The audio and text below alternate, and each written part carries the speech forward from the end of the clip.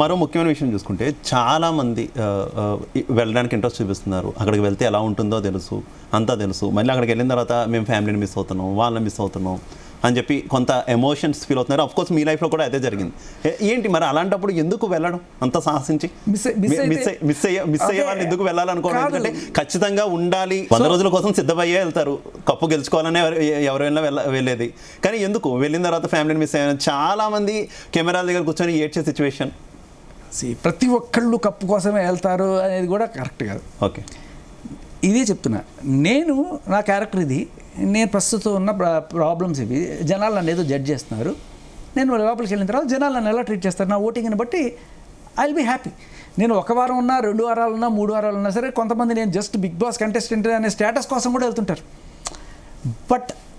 But condition ఏంటంటే, మీరు ఇంటర్వ్యూలో మాత్రం నేను గెలవడానికి వెళ్తున్నాను అని చెప్పాలి, లేకపోతే వాళ్ళు పంపించేస్తారు. ఓకే, మీరు అన్నట్టు ప్రతి ఒక్కడు కూడా 100 రోజులు ఉండడానికి వెళ్తాడు అనుకోవడం కూడా లేదు. Just let's go with the flow. నేను ఏదైనా ఉండగలిగితే ఉంటాను, లేదంటే వచ్చేస్తాను, I will be myself అనే కోణంలోనే చాలామంది ఉంటారు. ఇంకో డౌట్ కూడా ఉంది చక్ర భాష, అసలు ఆ కన్ఫెషన్ రూమ్లో ఏం జరుగుతుంది? కన్ఫెషన్ రూమ్ కావచ్చు, మెడికల్ రూమ్ కావచ్చు, వీటిలో కొంత హింట్స్ ఇస్తారు వెళ్ళిన తర్వాత, ఇట్లా జరుగుతుంది, అట్లా జరుగుతుంది, సో మీరు ఇట్లా బిహేవ్ చేయాలి, కొంత హైలైట్ అవుతుంది అనే హింట్స్ ఇస్తారనేటటువంటి ఆరోపణలు ఉన్నాయి. నిజమే? మా దాంట్లో నాకు ఆ కన్ఫెషన్ రూమ్కి వెళ్ళే అదృష్టం రాలా. కానీ I was waiting actually confession రూమ్కి నన్ను పిలుస్తారేమో అని చెప్పి. ఎందుకంటే ఆ 14-15 రోజున, నేను వెళ్ళిన 14 రోజు ఐ వాజ్ ఈగర్లీ వెయిటింగ్. నాకు కొడుకు పుట్టాడో లేకపోతే కూతురు పుట్టిందో ఆ న్యూస్ వాళ్ళు చెప్తారు అనే దానికోసం నేను ఈగర్గా వెయిట్ చేసిన. పిలుస్తారు ఎవరిని కన్ఫెషన్ రూమ్లోకి పిలుస్తున్నా నా గురించి ఏమన్నా చెప్పారా బాస్ అని చెప్పి అడుగుతునేవాడిని నేను. ఓకే, అన్ఫార్చునేట్లీ కన్ఫెషన్ రూమ్కి వెళ్ళాలంటే మీరు ఏం చేయాలంటే ఏడవాలి. నా వల్ల కావట్లేదు బిగ్ బాస్, నేను ఇంటికి వెళ్ళిపోతా బిగ్ బాస్ అనే టైంలో ఏడిస్తే, రారా బాబు రా, పిలిచి ఏంటి నీ ప్రాబ్లం ఏంటి చెప్పు, నీకేం కావాలి అది అని చెప్పి కొంచెం ఎంత డ్రామాటిక్గా ఉంటే అంత వర్కౌట్ అవుతుంది అంతే. సో బేసికలీ ఒక డ్రామా చెయ్యాలి. అది మీకు డ్రామా అనిపించవచ్చు, ఆయనకి కూడా డ్రామా అనిపించవచ్చు, కానీ it's a call, it's a cry. So Bigg Boss will come. And నాకు పర్సనల్గా ఉన్నటువంటి డౌట్, చాలామంది బిగ్ బాస్కి వెళ్ళాలనుకుని ఇంట్రెస్ట్తో వెళ్తున్నారు. వెళ్ళే ముందు వాళ్ళ ప్రపంచం వేరు, వాళ్ళకు ఒక మంచి ఫేమ్ ఉంటుంది, అది సోషల్ మీడియాలో కావచ్చు, బయట వేరే ఫీల్డ్స్లో కావచ్చు, మంచి పేరు ఉంటుంది. అక్కడికి వెళ్ళిన తర్వాత హీరోలు అనుకున్న వాళ్ళు జీరోల కింద వచ్చిన తర్వాత వాళ్ళకున్న ఫేమ్ అంతా పోవడం, వాళ్ళ క్యారెక్టర్ని పబ్లిక్ చాలా తప్పుగా చూసుకోవడం, బిగ్ బాస్ చూపించడం. అసలు బిగ్ బాస్కి వెళ్తే ప్లస్ అవుతుందా మైనస్ అవుతుందా అంటే ఏం చెప్తారు?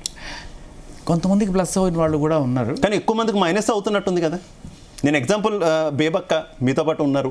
బేబక్క చాలా ఎక్కువ నవ్విస్తూ ఉండడం సోషల్ మీడియాలో బాగా తెలుసు. వన్స్ ఆమె బిగ్ బాస్కి వెళ్ళిన తర్వాత ఎన్నో రోజులు కూడా లేరు, సబ్జెక్ట్ కరెక్ట్ ఫస్ట్ వీక్లోనే వచ్చేసినట్టున్నారు.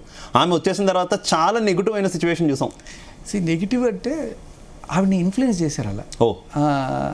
అదేదో సినిమాటిక్ టైప్లో నువ్వు ఇలా ఉంటే కుదరదు, ఇది ఏమంటారు బిగ్ బాస్లో ఇలా ఉండకూడదు, బిగిచ్చు అసలు నీకు ఈ బాధ్యత అప్పచెప్పారంటే కిచెన్ నువ్వు అసలు రేంజ్లో ఉండాలి, ఎవరికి పడితే వాళ్ళకి జాలి దయా కరుణ అట్లాంటివి ఏం చూపించకూడదు, రూత్లెస్గా ఉండాలి, ఇదని చెప్పి ఆవిడని ఎవరు ఎక్కదోశారు.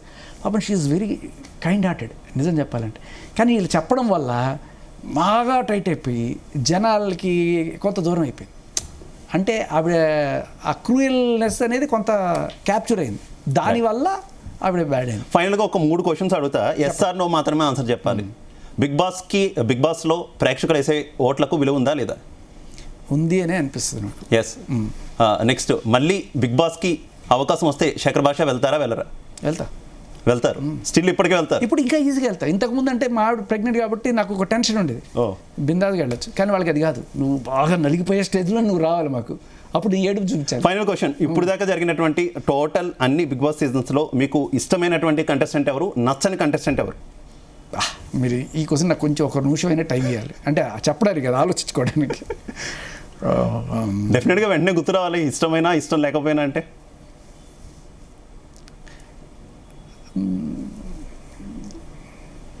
మా సీజన్లో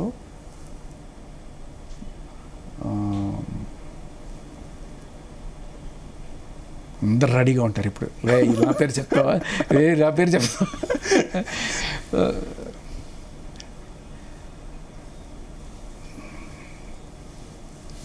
చెప్పాలి త్వరగా, బిగ్ బాస్ అంతా సస్పెన్స్ ఇస్తున్నారు మాకు. Nikhil was good. Okay. Nikhil he deserved the title first నుంచి కూడా. నాకు అతనిలో లీడర్ లక్షణాలు అండ్ వెరీ అవుట్ ఆఫ్ వెళ్ళి గట్టిగా అరవడాలు, కావాలని దేనికి యాక్టింగ్లు చేయకపోవడాలని. నచ్చని వాళ్ళు చాలామంది.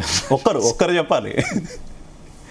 అంటే మనకి ఎట్లా అనిపిస్తుంది అంటే ఆ టైంలో ఆటలో నచ్చలేదు, కానీ బయటకు వచ్చిన తర్వాత వీఆర్ గుడ్ ఫ్రెండ్స్. పోనీ ఆటలో అయినా ఎవరు? ఆ టైంలో నాకు Manikanta and Sonia wear almost నాకు నచ్చేవాళ్ళు కాదు. వాళ్ళు ఊరికే గొడవలు పెట్టుకునేవాడు. బట్ బయటకు వచ్చిన తర్వాత వాళ్ళే గుడ్ ఫ్రెండ్స్ నాకు. ఓ నైస్. సో తమ్ముడే పేకాట. Right, thank you so much Shekhar Basha garu, చాలా విషయాలు మాతో షేర్ చేసుకున్నందుకు. ఓవరాల్గా చూస్తే బిగ్ బాస్కి సంబంధించి శేఖర్ భాష అయితే చాలా విషయాలు మనతో పంచుకున్నారు. అవసరమైతే మరోసారి బిగ్ బాస్లో అవకాశం వస్తే వెళ్తా అంటున్నారు. కాకపోతే బిగ్ బాస్లో జరిగేదంతా కూడా నిజం కాదు అని అయితే ఆయన కూడా చెప్తున్నటువంటి సిచ్యువేషన్. ఇది వాటి స్పెషల్ డిబేట్కి వాచింగ్ జీ తెలుగు న్యూస్.